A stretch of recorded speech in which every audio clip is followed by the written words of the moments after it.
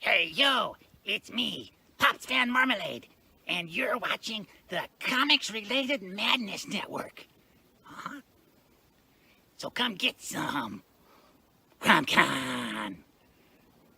CromCon.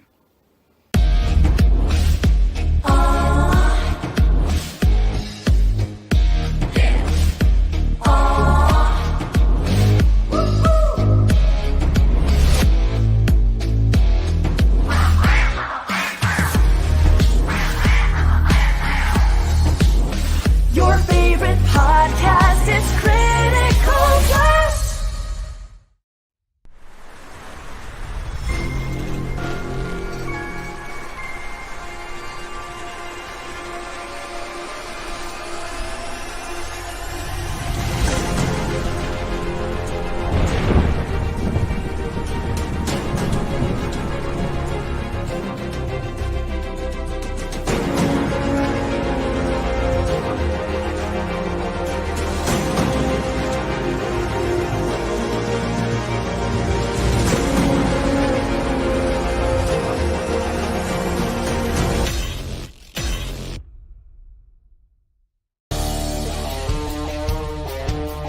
The Madness Entertainment Group presents the Madness Comic Network with original programming and additional comic-related content. Tune in and subscribe to Comic Talk with Pops Van Zant on YouTube.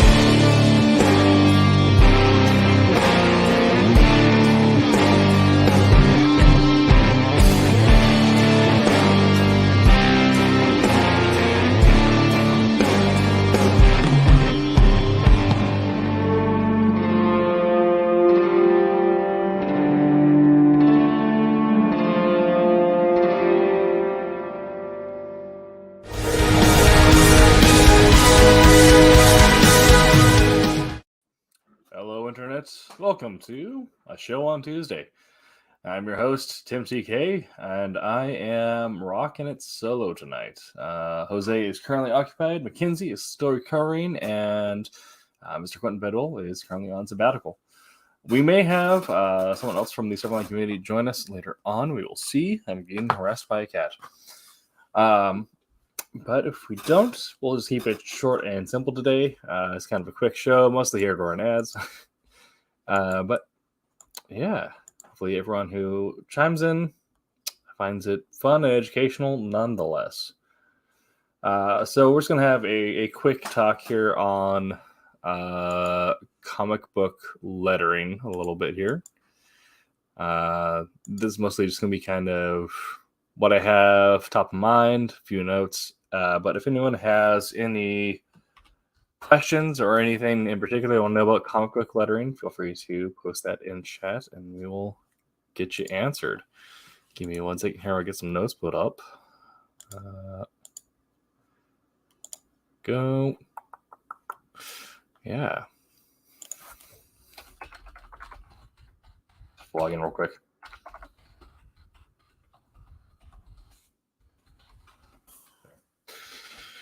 Okay. So, yeah, comic book letters are kind of a weird thing because they definitely, if they work well, they're probably what you notice least about a comic unless you're really looking for it. But if they don't work, then you absolutely notice them because they'll kill everything else. Bad letters can kill artwork, it can kill a story. Um, you know, you can even kill pacing, something as amorphous as pacing of a story, by having bad letters with it. And so we'll kind of start by defining what lettering is, and that is the text that actually appears on a comic book page. That is the speech bubbles, sound effects, and if they're not drawn in by the inker or penciler, any sort of annotations or square pop-ups, anything like that. Sometimes inserts, but anytime you could actually have letters on a page. With good lettering, you're going to notice that it's going to naturally guide a reader's eyes around the panel and throughout the page. A good letterer is going to essentially use the dialogue that's being spoken as a guide to go from artwork to artwork without actually overstepping on the artwork.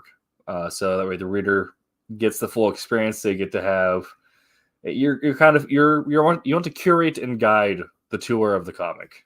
So the reader's getting the full experience without having to, focus or think about shifting their eyes to where they need to go next. Bad letters will either be in an order that doesn't do that. They might, you can get to the point where it almost feels like it's reading backwards, or you might even overstep and cover Hellcat points of the art with lettering, which is not good for anyone. The cat takes out my cable. That could be interesting. So,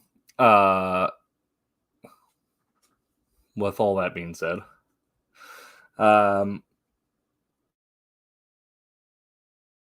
that's kind of why a focus on good letters is kind of critical, because if you have good letters, your reader's not going to notice it, but they're going to be able to read the comic uninterrupted. If you have bad letters, the reader will absolutely notice it. So, a few things to focus on. The legibility of the lettering. So with lettering, you want to be in, you can have, I would encourage using non-traditional fonts. Get creative with it, be spicy. If you want to be, hey, Pops, how you doing tonight? Yeah, get spicy with your lettering. If you want to use if it matches the tone of the comic or the tone of the character speaking, use a non-traditional font, use a non-traditional bubble. If you want to hand etch it in, it's fine. Most lettering now is going to be done with things like Adobe Illustrate. So hand lettering isn't really a thing that happens as much anymore. But if you do, and it adds to the tone of the comic, absolutely go for that. But don't go to the point where people can't read your handwriting, and don't use fonts that are hard to read. Because if people can't read the comic, they're just going to flip through, see the splash pages, and put it down. It's one of those things where less is going to be more. You want people to not notice your lettering, because that means that they're actually enjoying what you've done. And same vein, like I said, feel free to be spicy with it. Different characters are going to speak differently, but we can't actually have different voices in the comic because there's no audio. But like in a movie, you're not going to have two characters with exactly the same voice unless, you're running Keanu Reeves against Keanu Reeves. But people talk differently, characters talk differently, and even more so, you're going to have in comics. We have robots, zombies, demons, all this stuff, and these people are going to have, if you want to have special effects on the voice, you can allude to that by getting fancy with typography, using the different font for them. If you can notice this in the Iron Man comics when Iron Man is talking in the suit. They'll use a square bubble that almost looks more like a radio blurb. Then when Tony is out of the suit, it uses a traditional lettering bubble. So being creative with that is going to add an additional sound effect that can't be conveyed any other way to the reader. And when you are using sound effects, get creative with those as well. Find ways to do that aren't as obvious as just putting it on the page. If something is causing a specific sound effect, like if there's a gunshot going off and you're not just putting bang underneath the gunshot, you could make the gunshot into the bang sound effect. Or in Wolf Hunter, example of this, we have a scene where a train is pulling into London Station, and the whoosh sound effect we actually have made in the smoke coming out of the smokestack.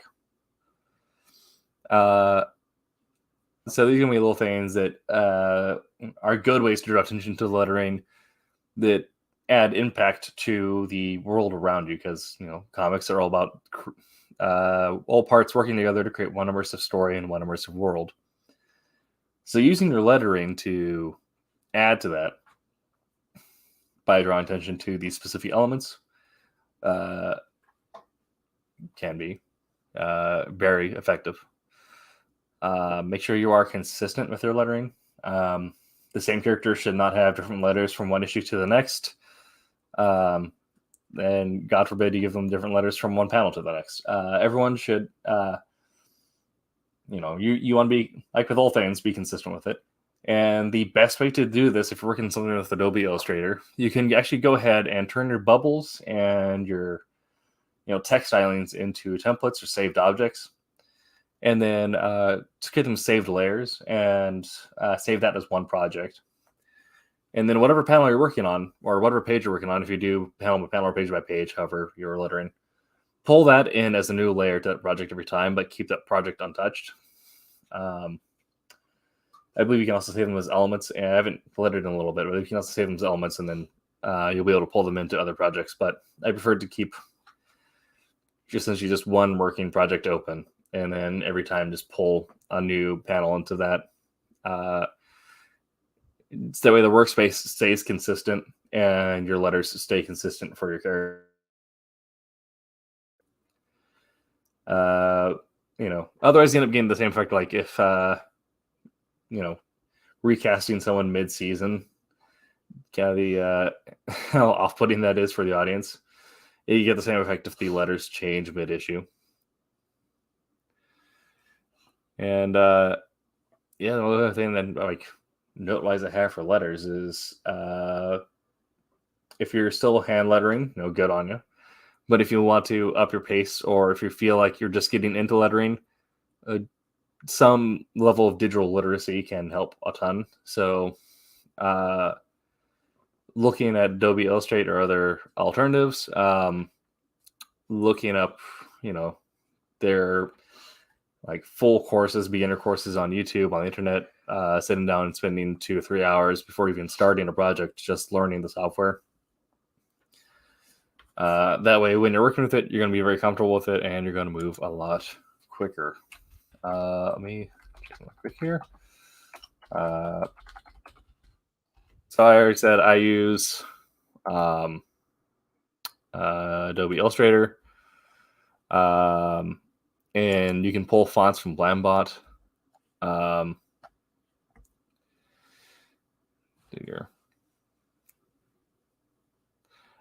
GIMP is actually fairly decent. I use GIMP now instead of Photoshop for day-to-day work. It is. It takes a little getting used to, but yeah. Inkscape is what I actually recommend second to Illustrator over GIMP. Inkscape it's like an open source Illustrator. So like GIMP is to Photoshop, Inkscape is to Illustrator. Inkscape is also great for coloring. So if you're just looking into getting into lettering comics and you just got some sample pages you want to work on to put together a portfolio, pull those into Inkscape and learn the software. I would say also if you're looking to get into lettering, sample pages on sample pages. You're gonna find, you can just Google unlettered comic pages everywhere, or even if you have friends who are already in comics, ask them to send you some unlettered pages, just so you can create samples. Because when you're looking to get work, that's what people are going to ask for, and even if it's not published, you'll have proof that you have completed a page and done letters on it, and people can see if they like what you did or not. Not really something you can fake until you make it, but also the nice thing about lettering is that it is, in my experience, it's a skill you can pick up rather quickly if you have a good eye for basic design elements and design flow. I said earlier where you're talking about guiding the reader through the panels. You are, in essence, using a little bit of digital design, visual design to create a visual guide. You are not only the person recording the voices for the movie, but you're also the camera operator. You're the person guiding each person through each shot. So while you didn't necessarily decide the shot, you have the responsibility of guiding the reader through it. So that's the notes I have. Normally we've had time to discuss it with, co-hosts, but it's just me at the moment. So just kind of rattled through all my notes. So you guys just kind of got a 15-minute lecture on comic book lettering. Hopefully it's interesting. Examples of good lettering. I'm going to keep on blowing up this comic every time I come on, but Department of Truth has great letters. The Tinian Batman run, Joker War in particular, had some great lettering to it as well. All of Powers of X, House of X, in kind of recent history, we can think of. Really fun letters. Look up curse words from Image. That had the letters were in themselves were vibrant and had their own personality, as well as being very effective in guiding you through the artwork. So I'd absolutely recommend looking at curse words for that. Bad letters. I think I've blocked most out of my mind. They exist out there. The Blizzard, the Overwatch comics had some bad letters for Hercules. And oh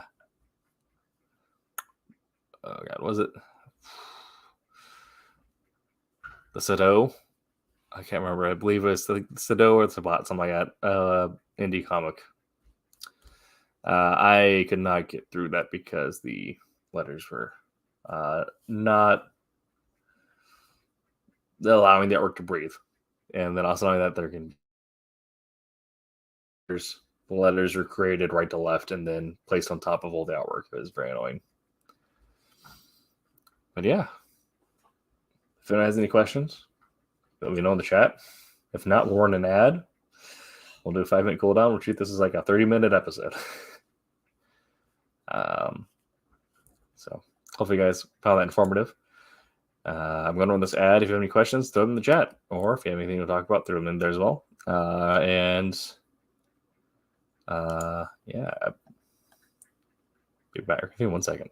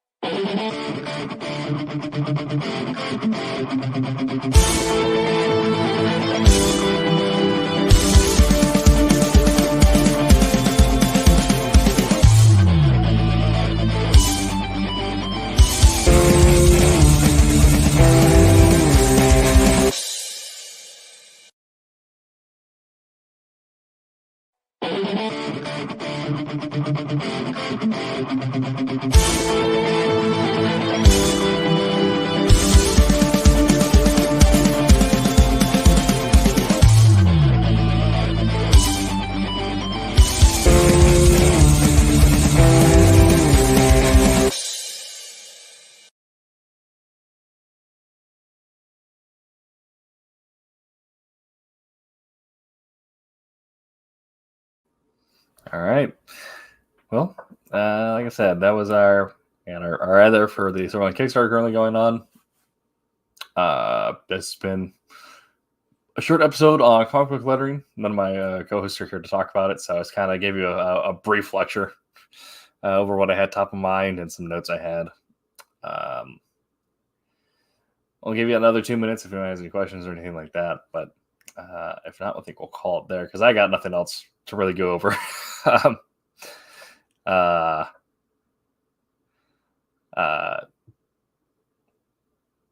Unless anyone wants any homework or anything like that. If you want practice, said download Inkscape, Google non-lettered comic pages, sample comic pages, anything like that, and just go at it. Look up YouTube tutorials on lettering.